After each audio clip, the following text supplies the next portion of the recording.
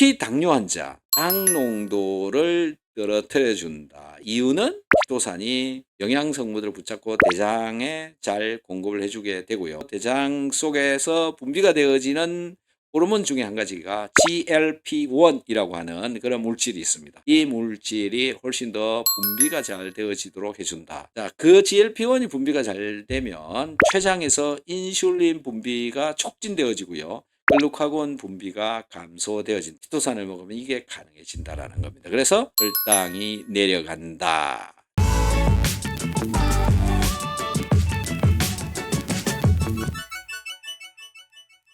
키토산 유아 및 초등생 먹어도 되는지 여부와 용량이 궁금합니다. 이렇게 물어 주었어요. 그리고 일반적인 사람들 하루에 몇 알 먹고 언제 먹는 게 좋으냐 이런 질문을 하셨어요.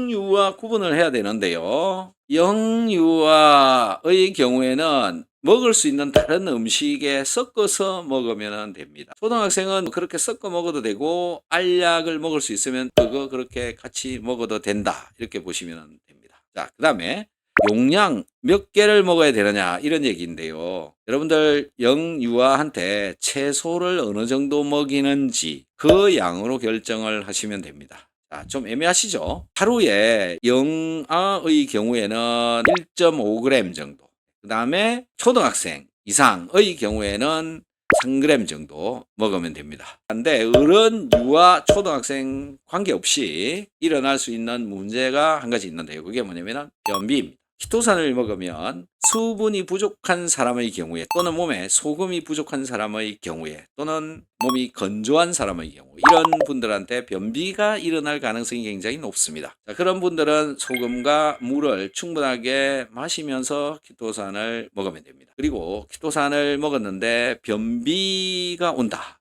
변비인가 아닌가 뭔가 이상하다. 그러면 당장 멈추었다가 괜찮아지면 또 먹고 또 먹었는데 멈추었다가 먹었다가 멈추었다가 먹었다가 이걸 반복을 하면 나중에는 먹어도 괜찮아진다. 언제 먹으면 좋은가? 이렇게 질문이 올라와 있는데요. 식사하기 바로 직전에 비타민C 2000mg과 키토산 1g 정도 요 밸런스로 드시면 됩니다. 꼭 같이 해줘야 되는 것 중에 한 가지가 뭐냐면 키토산을 먹을 때는 비타민C를 같이 먹어 주어라. 키토산 밥 먹고 난 후 종합 영양제랑 같이 먹어도 되나요? 안 먹는 게 좋습니다. 같이는. 종합 영양제 안에는 다양한 미네랄과 다양한 비타민류가 들어있고요. 키토산과 반응을 할 수 있는 물질들이 굉장히 많이 들어있습니다. 그래서 같이 먹지 않는 게 좋습니다. 그래서 종합 영양제는 키토산 먹고 나서 한 2시간 정도 후에 드시는 게 굉장히 좋지 않을까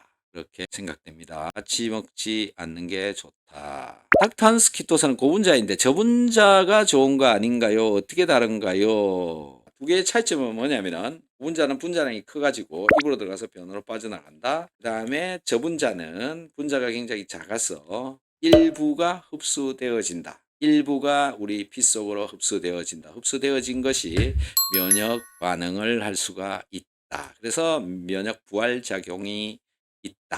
이렇게 되어져 있습니다. 고분자가 훨씬 더 장까지 다양한 물질들을 끌고 내려갈 수가 있습니다. 저분자는 그 기능이 없어져 버린다라는 거죠. 저분자 키토산의 경우에는 흡수도 잘 안 되는데 일부가 흡수되어지는 것이고요. 고분자 식이섬유질이 가지는 기능을 싹 다 없애놔 버린 거다. 그러니까 바보 같은 것을 만들어서 우리는 지금 돈 주고 사 먹고 있다. 이렇게 보시면 됩니다. 최근에 뭐 혈당, 당뇨를 떨어뜨리는데 그러니까 혈당을 떨어뜨리는데 키토산이 좋다. 키토산 올리고당이 좋다. 이렇게 해서 여러분들 제품들을 많이 보시고 계실 텐데요. 그것도 일부 당을 떨어뜨리는 그런 기능을 하지만은 실제는 고분자가 하고 있다. 거꾸로 뒤집혀 있다. 고분자라서 혈당을 훨씬 더 조절을 잘하고요. 저분자는 식이섬유질의 기능을 완전히 없애놔 버린 것이다. 그래서 여러분들 잘 골라서 드셔야 된다. 육류를 섭취하지 않는 상황에도 식전에 키토산 먹어도 되나요? 육류를 섭취를 하든 안 하든 식이섬유질은 꼭 먹어야 되는 거죠. 여러분들이 지금 이미 식이섬유질을 먹고 있다. 콩나물, 미역, 다시마, 양배추, 배추 이런 거.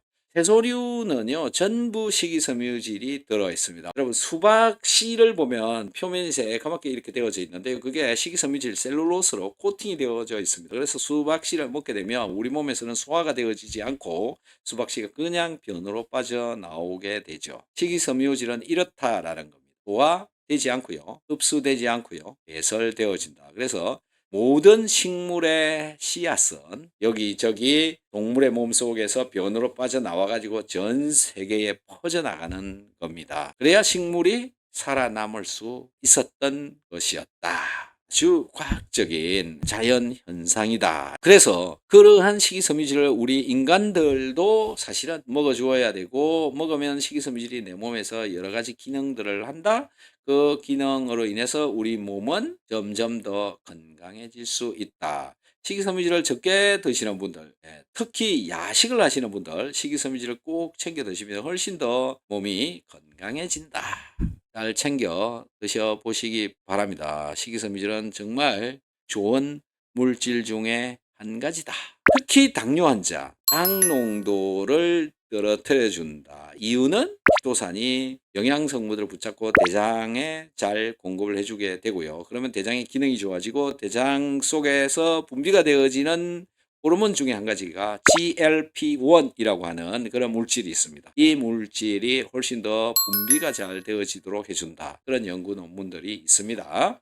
자, 그 GLP-1이 분비가 잘 되면 췌장에서 인슐린 분비가 촉진되어지고요. 글루카곤 분비가 감소되어진 키토산을 먹으면 이게 가능해진다라는 겁니다. 그래서 혈당이 내려간다. 그 키토산은 흡수되는 키토산이 아니라 흡수되어지지 않는 키토산을 먹어야 GLP-1을 분비를 시킬 수 있는 메커니즘이 되어진다. 그래서 올리고당, 혈당을 내린다. 말이 안 되는 논리다.